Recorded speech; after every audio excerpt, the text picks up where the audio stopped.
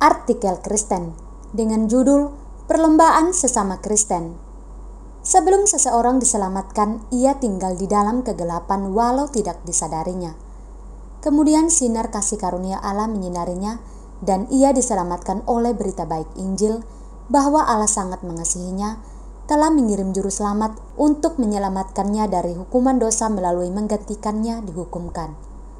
Setelah ia bertobat dan percaya, ia tidak segera masuk surga melainkan menjadi ciptaan baru.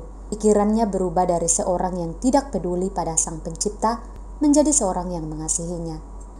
Orang yang percaya ini menyadari bahwa hidupnya yang baru ini adalah hidup yang telah dibeli oleh Yesus Kristus dengan darahnya, karena dialah sesungguhnya yang harus mati menanggung hukuman dosa, namun telah digantikan oleh Yesus Kristus, Sang Juru Selamat. Yesus Kristus telah mati baginya dan Yesus Kristus mau dia hidup baginya sampai saat dia dipanggil pulang atau Kristus datang menjemputnya. Jadi hidup bagi Yesus adalah target hidupnya yang baru karena dia menghayati bahwa walau tubuh ini semakin lemah dan sampai suatu saat dia akan mati, namun dia berpengharapan akan pergi kepada Yesus Kristus yang mengasihinya. Bergabung dengan sesama orang percaya. Setelah bertobat dan percaya Yesus, tentu dia tahu bahwa dia bukan sendirian, melainkan ada banyak orang yang seperti dirinya. Biasanya dia akan digabungkan ke dalam kelompok orang yang memperkenalkan Kristus kepadanya. Sama sekali tidak salah untuk bergabung, namun orang Kristen baru ini harus tahu bahwa Alkitab adalah petunjuk dari Tuhan yang satu-satunya, dan semua orang yang mau masuk surga harus mengikuti petunjuk dari Alkitab. Bahkan orang yang dibawa oleh seseorang untuk percaya kepada Yesus Kristus masih perlu mengecek apakah imannya dan iman kelompoknya sesuai Alkitab atau terdapat penyimpangan dalam berbagai pengajaran lanjutan. Sekali-kali jangan menjadi orang Kristen yang dikenakan kacamata kuda sehingga tak bisa melihat kiri kanan melainkan hanya memandang satu arah saja. Orang Kristen harus selalu memeriksa hatinya dan memeriksa pengajaran atau doktrin yang diimaninya. Apakah sudah sesuai Alkitab dan membandingkannya dengan pengajaran-pengajaran yang dijumpainya. Jika didapatinya ada pengajaran yang lebih benar, sepatutnya dia pindah ke kelompok yang mengajarkan doktrin yang lebih benar itu. Atau dia memberitahukan kepada pemimpin kelompoknya bahwa ada pengajaran pada kelompok lain yang lebih benar.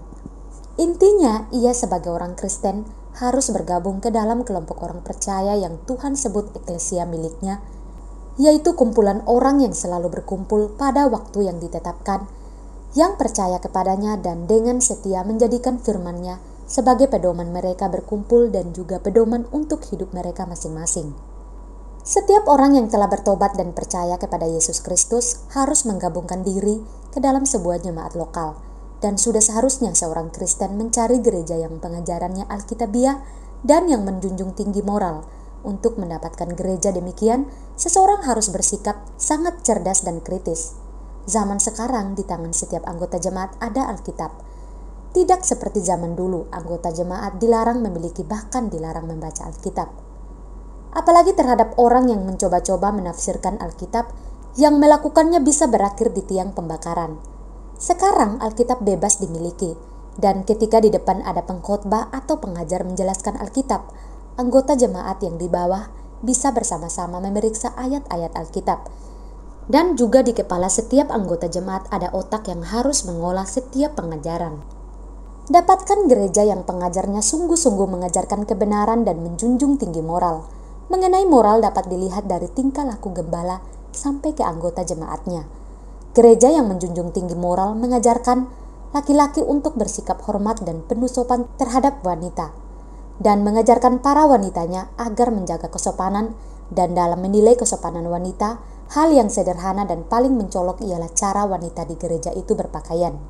Dan juga bahwa gereja yang penuh kesopanan tidak mengajak anggota jemaatnya bernyanyi dengan cara laki perempuan berpegangan tangan.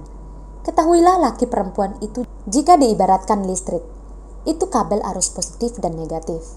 Sepertinya ini hal kecil, tetapi ini bisa menjadi tanda untuk menilai tingkat moral yang dijunjung oleh sebuah gereja. Berlomba dalam jemaat. Ketika seorang Kristen sungguh-sungguh sudah lahir baru, ia harus bergabung ke dalam sebuah jemaat lokal. Tuhan memiliki tujuan yang indah bagi setiap anak-anaknya dalam jemaat lokal yaitu agar setiap anaknya bertumbuh dalam pengenalan akan Dia dan berjuang agar semakin menyerupai Dia. Semua itu diharapkan akan tercapai dalam kehidupan berjemaat. Maka itu jemaat adalah institusi yang sangat penting yang Tuhan dirikan untuk menampung anak-anaknya sementara menunggu kedatangannya atau menunggu saat dipanggil secara pribadi untuk pergi duluan sebelum penjemputan.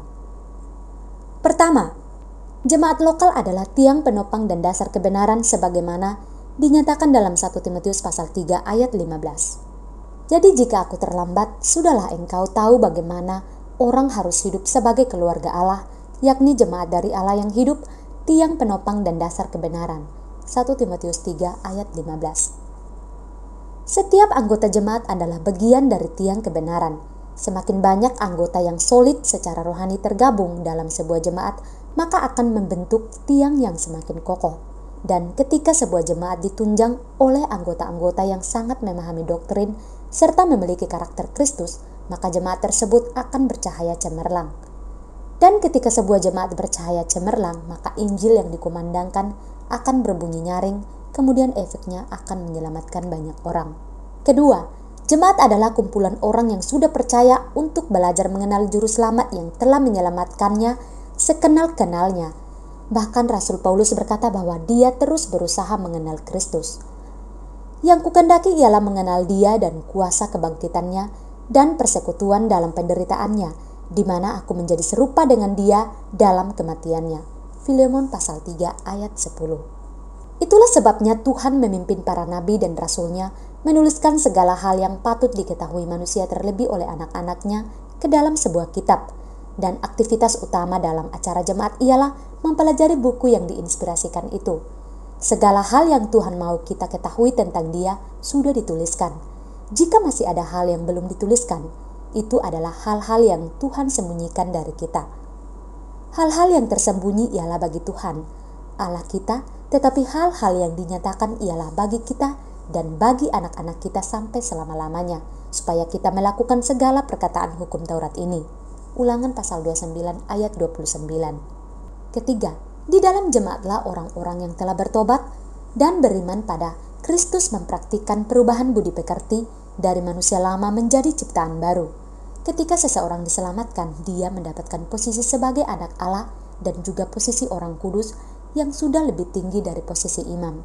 Itulah sebabnya di dalam kekristenan yang alkitabiah tidak ada lagi jabatan imam. Ada denominasi yang menyimpang yang mengadakan jabatan imam, padahal di kitab Perjanjian Lama jelas sekali telah ditetapkan bahwa orang yang boleh menjabat imam itu hanya keturunan Harun. Orang yang percaya Yesus selain mendapatkan posisi orang kudus, juga mendapatkan hati yang kudus, karena sesuai janji firman Tuhan bahwa setiap orang yang percaya kepada Yesus Kristus, ia dimeteraikan oleh Roh Kudus menjadi milik Allah.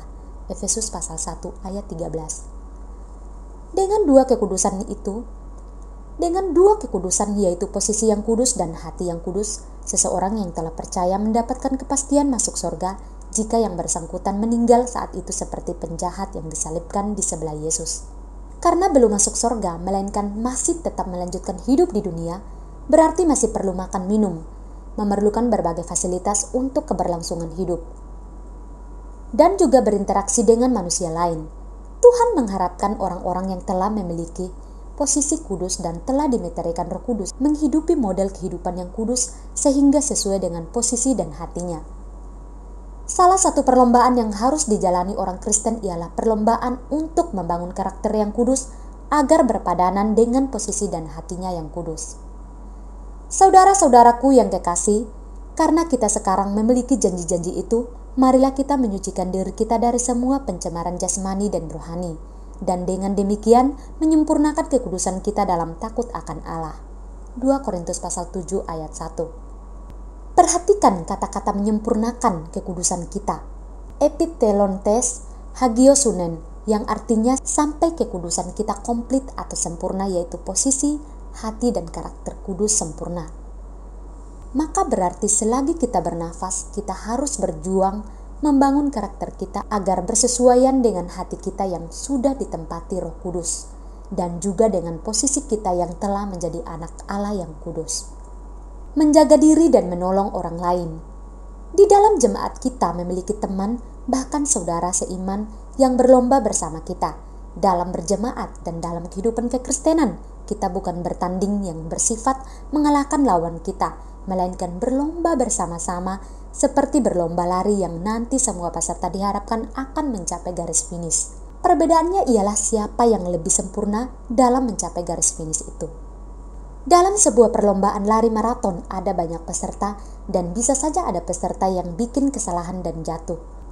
Oleh sebab itu, hal yang sangat penting yang perlu dijaga oleh seorang peserta lari ialah berjaga-jaga agar jika ada peserta lain yang jatuh, orang tersebut tidak menjadi penyandungnya sehingga dia ikutan jatuh. Dan hal yang terlebih penting dari itu ialah dirinya sendiri jangan sampai jatuh sehingga menjadi penyandung orang lain. Dalam pelayanan saya sebagai gembala jemaat lebih 30 tahun, saya dapatkan banyak orang Kristen yang tidak fokus dalam perlombaan iman. Mereka banyak melihat kiri kanan sehingga mereka jatuh menyandung orang lain. Atau ketika ada orang lain jatuh kemudian menyandung dia. Padahal dia harus tetap memandang ke depan, yaitu kepada Kristus dengan darah pengorbanannya yang telah menyelamatkannya sehingga kejatuhan sesama anggota jemaat tidak akan membawa pengaruh kepadanya.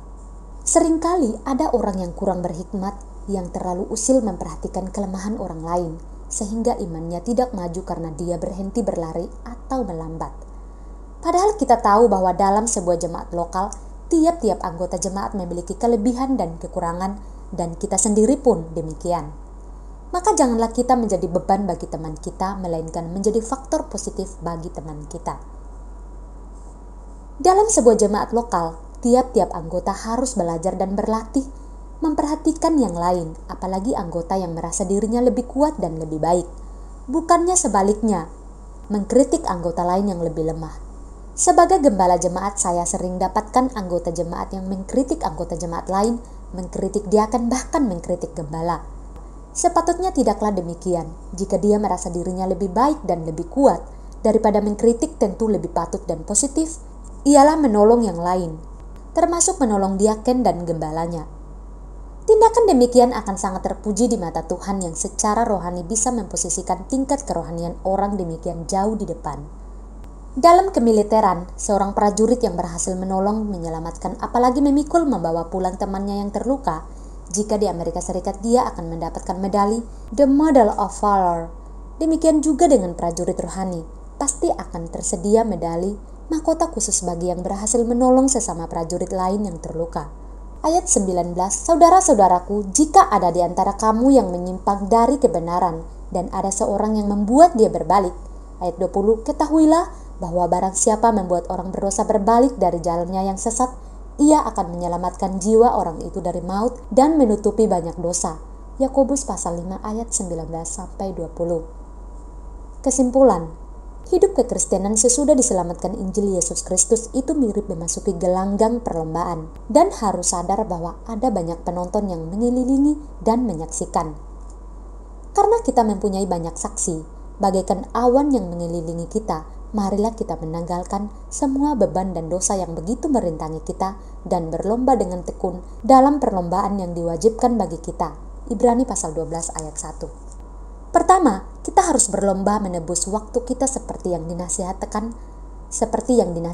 oleh Rasul Paulus dalam Efesus pasal 5 ayat 15-16. Karena itu perhatikanlah dengan saksama bagaimana kamu hidup, janganlah seperti orang bebal, tetapi seperti orang arif. Ayat 16. Dan pergunakanlah waktu yang ada karena hari-hari ini adalah jahat. Kata pergunakanlah di dalam bahasa aslinya ialah exagorazomenoi, yang artinya ialah menebus. Oleh sebab itu, dalam KJV dipakai kata redeeming. Paulus maksudkan misalnya seseorang hidupnya 80 tahun. Pada umur 40 tahun ia mendengar Injil dan diselamatkan.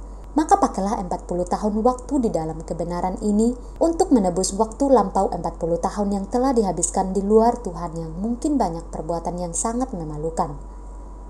Karena kita tidak tahu seberapa panjang sisa waktu hidup kita, maka berjuanglah segiat dan sekuat mungkin untuk menebus waktu lampau kita. Kedua, berlomba secara rohani dengan target garis finish ialah hadiah surgawi dalam Kristus Yesus, dan berlari-lari kepada tujuan untuk memperoleh hadiah, yaitu panggilan surgawi dari Allah dalam Kristus Yesus. Filipi pasal 3 ayat 14. Kita harus selalu ingat dan selalu fokus pada panggilan surgawi, bukan pujian duniawi, hadiah materi dan kenyamanan jasmani. Tidak ada hal apapun dan siapapun yang bisa mengecewakan kita dalam mengikut Tuhan dan dalam berjemaat, karena target kita ialah suara Kristus, panggilan surgawi. https://file.dn.com/i besar x w besar v b y besar s besar x besar 0 y r besar 42 b besar n besar i besar vsk y besar m besar t besar y besar garis miring p besar edang garis miring p besar edang persen 20 r besar o h garis miring e besar dc persen 20 116 persen 20 P besar E dam persen 20 R besar OH.pdf. Jakarta 1 Oktober 2023 Dr. Suhento Liau.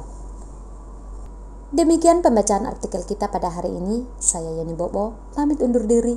Maranatha.